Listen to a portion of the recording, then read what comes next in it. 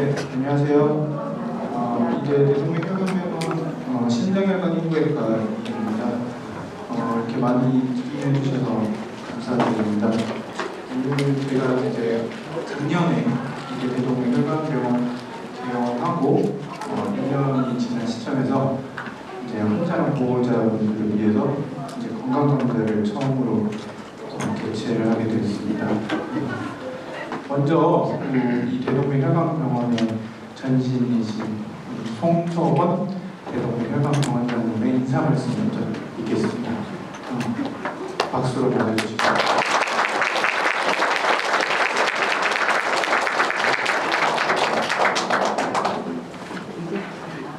안녕하세요. 너무 반갑습니다. 저희가 처음 마련하는 대동맥 건강강좌입니다. 이화의료원에서 처음 하는 이 자리에 여러분들이 오셔가지고 너무 감사드리고요. 저희 팀들도 더욱 힘내서 오늘 즐거운 시간 그리고 유익한 시간이 되도록 하겠습니다. 그리고 끝나고 복부 초음파를 원하시는 분은 우리가 저 뒤에 보시면은 복부 초음파가 우리 다 구비가 되어 있습니다. 그래서 초음파 보는 시간은 아주 빨라요. 한 옷 갈아입고 오시면은 그냥 한 2, 3분 내에 다 볼 수 있는 거니까 저희가 다른 건 보지 않습니다. 대동맥만 봅니다. 혹시라도 이상이 있는지 그것만 관찰할 거고요. 우리 강의는 여러 교수님들께서 많이 준비해 주셨어요. 그래서 들으시고 강의 시간은 최대한 짧게 해달라고 제가 요청을 드렸거든요. 그리고 질문 시간을 조금 더 많이 갖고 그렇게 해서 그동안 궁금했던 것들 질문하시면 성심성의껏 답변해드리도록 하겠습니다. 네, 오늘 즐거운 시간이 되시길 바랍니다. 감사합니다.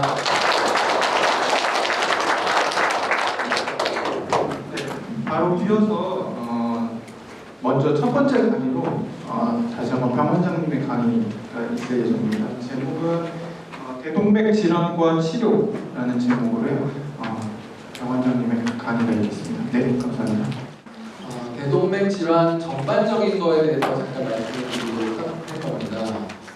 대동맥 하면 굉장히 생소하죠. 근데 여기 계신 분들은 대동맥 질환에 대해서 아시는 분들도 계실 거고 또 굉장히 생소하다고 느끼시는 분들도 계실 겁니다.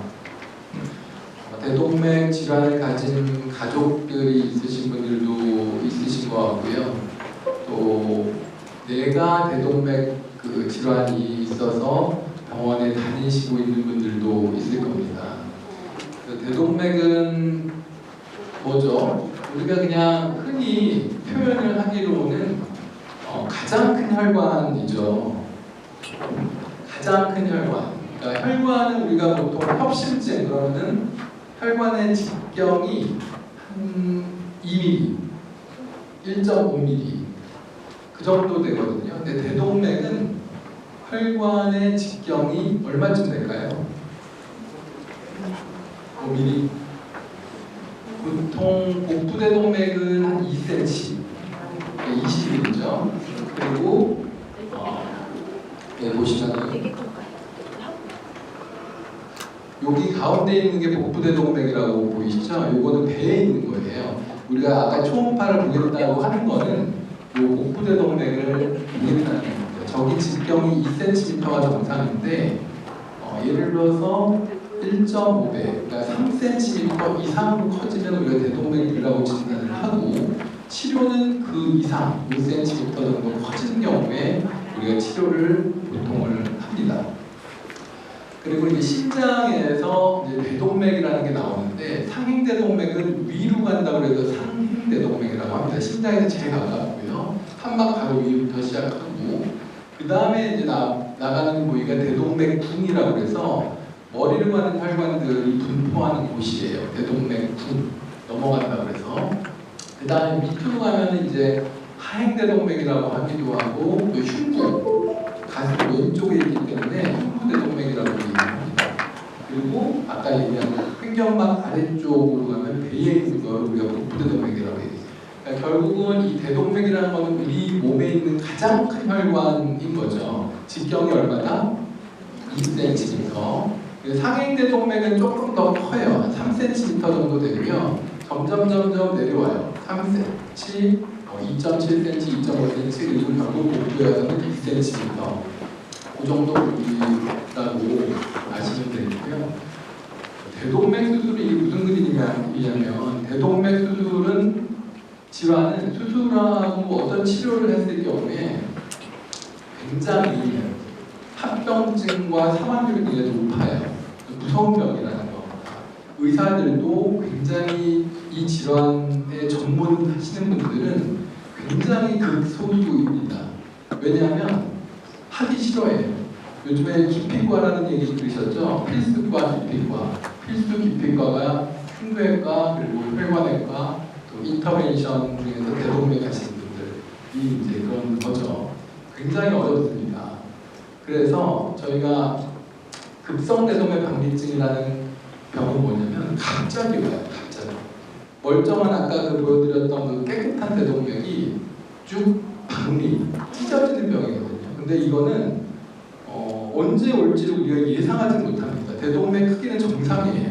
근데 혈압이 잘 조절되지 않거나 스트레스를 얘를 굉장히 오랫동안 받고 있거나 이런 경우에 갑자기 옵니다. 그래서 이거는 우리가 예측하기 굉장히 어렵습니다. 누구한테 생길지도 잘 몰라요. 급성대동맥 박리증의 성적을 볼까요? 이거는 제가 있던 세브란스 병원에 1997년부터 2007년까지 약 10년간 데이터 정리한 것인데 118명의 급성 대동맥 박리증 수술을 했는데 사망률이 17.8%입니다. 그러니까 10명 중에 2명은 돌아가시고 2명 돌아가셨다고 보는 얘기예요. 그럼 8명은 멀쩡히 살아가시냐? 그게 아니에요. 중풍의 호플리스 디스차지라고 보통 얘기하는 기우도 절개하고 의식이 없고 이런 환자들을 다 사망률이 다 빠진 겁니다. 무슨 얘기냐면 합병증 사망률이 너무너무 높다는 겁니다. 제가 전공의 할 적에 사망률이 이 정도였으니까 그 전에는 뭐 사망률이 거의 30%, 40%, 50% 수술하면은 수술 시간도 오래 걸릴 뿐더러 수술하고 나서 출혈이 돼서 재수술하고 재수술하고 너무 많았습니다. 근데 이제는 그 성적이 너무 좋아졌죠 지금. 그래서 이런 식으로 대동맥 CT를 보면은 혈관이 이런 식으로 찢어지는 병이에요. CT에서 이렇게 금이가 있죠. 원래는 금이 이런 금이 없어야 되거든요. 이런 금들이 있는 것이 급성 대동맥 박리증. 갑자기 온다. 그러니까 대동맥 그 질환 중에서 가장 초음급이에요. 초음급. 이건 우리가 어떻게 설명하면 1시간에 사망률이 1%씩 올라갑니다. 예를 들어서 환자분이 발생 증상이 발현하고 5시간 만에 왔을 때 기본적으로 사망률이 5%입니다. 하루가 지나서 오면 사망률은 25%. 이틀이 지나서 오면 2명 중에 1명은 돌아가실 가능성이 많고 그 중에 1명이니까 안 돌아가시고 오셨네요. 이렇게 설명을 드립니다. 그만큼 수술 전 사망률이 굉장히 높고 수술 후도 역시 수술을 해도 사망률이 굉장히 높은 질환이죠. 대동맥이 멍이 들어있어요. 이게 상행대동맥인데 여기 노릇노릇한 크게 심장입니다. 상행대동맥이 쭉 찢어지는 대동맥 박리증 제1형입니다. 그래서 병든 대동맥을 제거하는 장면이고 하고 나서는 이런 식으로 인졸관으로 전부 다 갈아주는 거예요. 근데 우리가 할 수 있는 부분은 상행대동맥하고 대동맥 그리고 머리로 가는 혈관 일부까지 우리가 수술을 할 수가 있습니다. 그 다음에 이제 류라는 병이 있어요. 대동맥 류라는 거는 아까 초반에 복부대동맥류 제가 잠깐 말씀드렸잖아요. 정상 직경이 2cm인데 50% 이상 증가하는 3cm 정도 된다 그러면 우리가 대동맥 공감부터가 도착하였습니다. 진단을 할 수가 있습니다. 흉부대동맥류는 위치에 따라서 가슴에 있는 대동맥류예요. 가슴. 분류를 보면은 A, B, C 이렇게 덩어리가 원래 직경이 저 위치는 한 2.7cm 정상이거든요. 저희가 막 5cm, 6cm, 7cm 이렇게 늘어나는 병이 합니다. 그래서 엑스레이를 보면 우리 건강검진 많이 하잖아요. 체스트 가슴 사진을 찍었는데 의사 선생님이 이상하다고 그러고 엑스레이를 보니까 덩어리같이 이렇게 튀어나온단 말이에요. 그러면 이게 암인가 혹시 폐암인가 이렇게 하고 CT를 찍어보면 대동맥류 이거를 진단하는 경우가 굉장히 많습니다. 흉복부 대동맥류는 뭐냐면 흉부하고 복부에 연결되어서 굉장히 광범위하게 있는 대동맥류를 얘기합니다. 분류를 보면은 굉장히 광범위하죠. 이 중에서 5가지 타입이 있는데 이 중에서 두 번째 타입, 이게 가장 광범위한 거예요. 흉부대동맥부터 횡격막을 거쳐서 복부대동맥까지 전부 다 늘어나 있는. 그러니까 이거는 수술을 해도 시술을 해도 결과가 굉장히 안 좋을 수밖에 없는 굉장히 어려운 수술이죠. 그래서 이 수술 장면인데 이거는 이 오른쪽 횡격막이 가운데에 걸쳐져 있고 오른쪽에 있는 것이 흉부대동맥, 왼쪽에 있는 것이 복부대동맥이에요. 그러니까 늘어난 대동맥을 다 잘라내고 인조혈관으로 저렇게 갈아주는 것을 우리 흉복부 대동맥류 치환술이라고 합니다. 이 수술은 옛날에는 거의 20시간 걸렸어요. 지금은 우리 병원에서 하면 뭐 6시간이면 끝나지만 어쨌든 굉장히 오래 걸리는 수술입니다. 그래서 흉부외과 의사들이 제일 싫어하는 수술이에요. 그 다음에 복부대동맥류는 이제 가장 여러분들이 흔하게 와닿는 진단명이죠. 이런 식으로 대동맥이 2cm인데 정상이 거의 이 사람은 거의 CT 보면은 8cm 정도까지 늘어나 있습니다. 8cm. 그러니까 배에 뭐가 벌떡 뛰는 게 만져져요. 그래서 노인분들은 약론 노인정 가셔가지고 서로 막 마사지 해주시고 막 그런다고 하더라고요. 근데 상대방 배를 만나는 뭐 덩어리가 만져져가지고 오신 분들도 있어요. 그런 식으로. 그래서 3차원 CT 영상을 보면 이런 식으로 인삼뿌리처럼 생겼고 여기가 가운데가 볼록 튀어나온 복부대동맥이 보이시죠?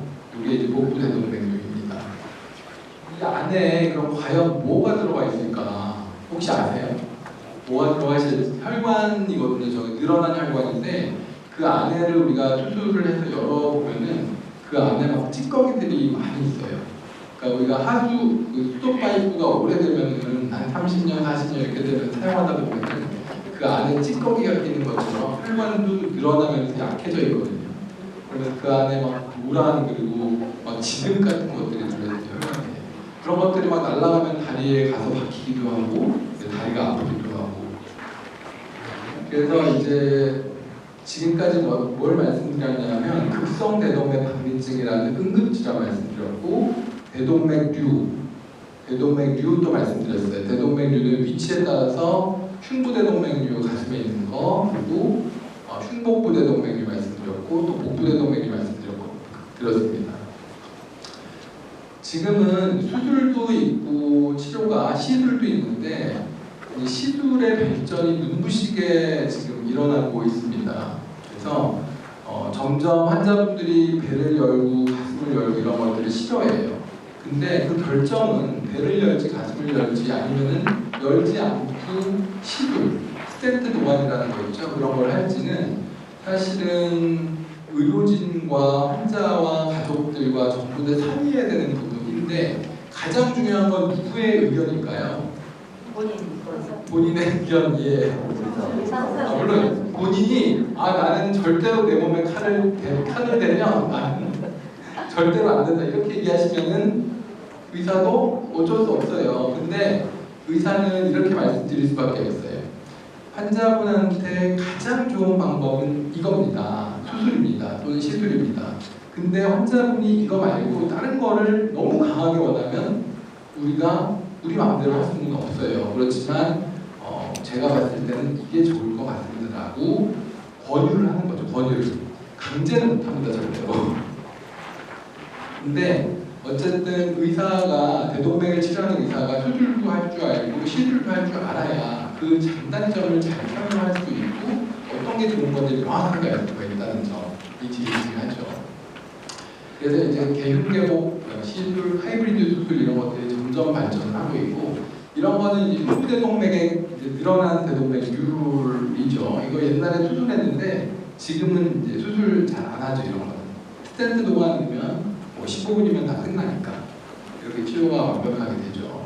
그래서 이런 식으로 스텐트 도관 삽입술이라는 게 있습니다. 그거는 흉부대동맥, 복부대동맥에 다 적용되는 이야기입니다. 그래서 흉복부대동맥류의 치료도 아까 사진 보셨죠? 횡격막 위아래를 이렇게 크게 엮어 이제 스텐트 도관으로 치료하는 경우도 있습니다. 근데 각 적응증이 반드시 있어요, 분명히. 저희가 이대 대동맥 혈관병원이 이제 저번 달 기점으로 1주년이 됐습니다. 1년 딱 지났거든요. 지금 이제 1년하고 한 달 정도 지났는데 1년간 데이터를 보면은 우리가 대동맥 수술 치료를 800건을 했습니다. 너무나 많이 했죠. 그럼 국내는 도대체 몇 건이냐면 6,000건을 합니다. 그거에 비해서 이대 서울병원의 대동맥 혈관병원에서는 약 13.3%를 우리가 차지하고 있다고 이해를 하시면 될 것 같고요. 그러면 2023년 6월 19일부터 7월 20일 이번 주 월요일까지죠.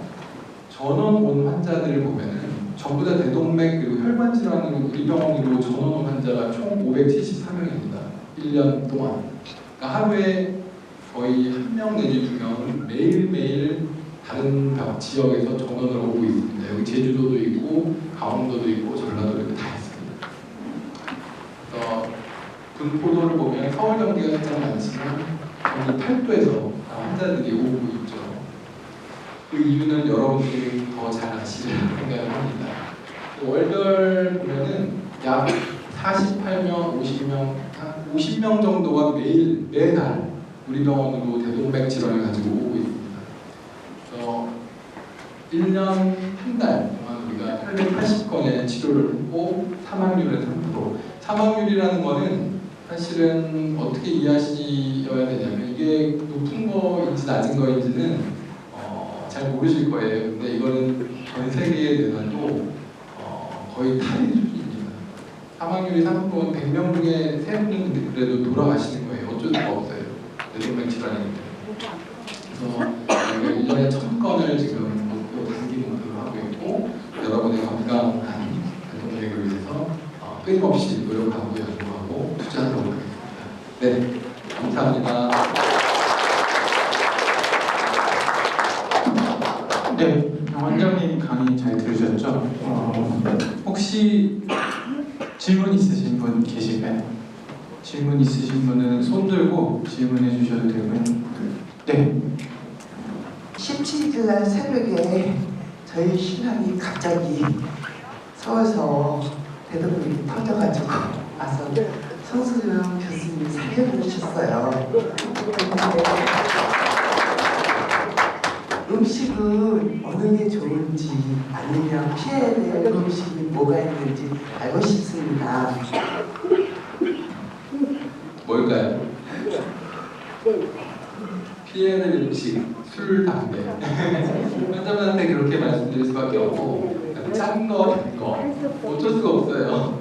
근데 지금은 이제 잘 회복하시면 수술하고 잘 회복하셨으면 지금은 맛있는 거 잘 드시는 게 중요할 거고 체중도 원상복귀 시키는 게 중요할 거고 근데 장기적으로 봤을 때는 그렇게 잘 조절하시는 게 좋을 거고요. 맨 마지막 강의에도 어떻게 하면 잘 어떤 음식을 피해야 되고 어떤 음식을 먹어야 되고 이런 강의도 있습니다. 그래서 잘 들으시면 될 것 같아요. 감사합니다. 교수님.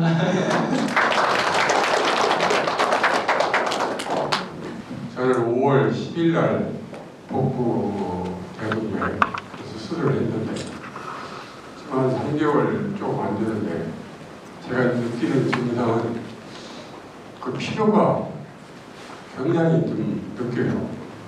그리고 이제 배 수술을 해서 모르겠지만 유난히 그냥 그 땀이 많이 나고 그런데 식욕은 이제 한 2일 지나니까 정상으로 돌아왔고 체력도 돌아왔는데 왜 이렇게 피곤한지 모르겠어요. 거기에 대해서 말씀해. 저도 많이 피곤한데요. 그 수술을 받고 나서 우리가 대동맥, 복부 대동맥류도 마찬가지고 모든 대동맥 수술 받은 우리가 혈압약을 초반에는 강하게 쓰려고 합니다. 왜냐면 거기 꼬맨 부분도 있고 수술할 적에 시술할 적에도 마찬가지로 스탠드 도박을 넣기 때문에 혈압이 직후에 너무 높게 유지가 되면 문제가 생길 수가 있어요. 그래서 혈압을 좀 강하게 조절하는 편이고 콜레스테롤이야 아스피린 이런 것들이 다 들어가요. 그래서 원래 혈압약을 드셨던 분인가요? 예. 그래서 그 전보다 혈압이 잘 조절이 되시나요 요즘에는? 요새는 잘 돼요. 네, 그래서 혈압약을 더 강하게 쓰고 있고 목표 혈압을 120 뭐 이렇게 조절하다 보니까 환자분들이 무기력감이 들어요. 수술하고 난 분들이 다 동일하게 똑같은 증상을 호소하시거든요. 힘이 없고 무기력감이 든다고 그러죠.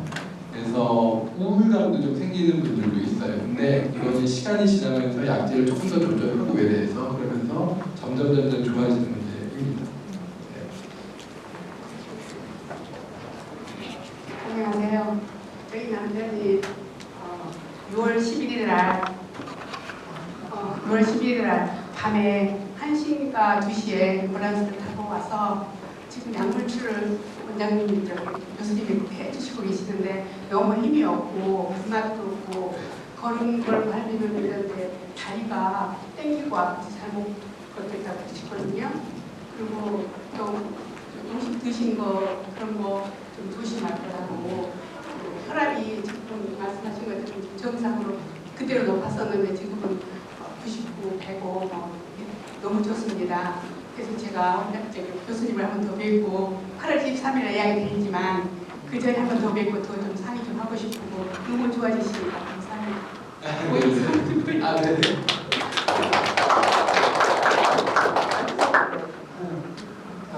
지금 제가 치료됐는데 그 약물 치료, 혈압이 더 많이 올라가지 않게 하는 약물 치료인 것 같아요. 지금 제일 중요한 건 저에게는 혈압이 숨 쉬는데 약간 좀 불편하다고 표현할 수 있을까요?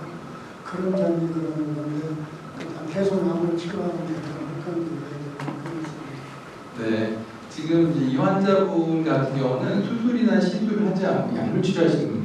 어떤 경우이냐면 응급실로 왔다 하더라도 급성대동맥 박내증이라고 하더라도 3형 또는 그 급성대동맥 박내혈종이라는 3형인 경우는 수술하지 않고 약물 치료를 하거든요. 여기에 해당하시는 분이어가지고 이제 오해를 안 하셨으면 좋겠고, 그다음에 약물 치료를 강하게 똑같이 하기 때문에 힘들어요. 초반에. 근데 여기에 조금 더 적응을 하시는 시간이 6개월 정도 필요합니다. 네, 강의해주신 병원장님께 다시 한번 수고하셨습니다.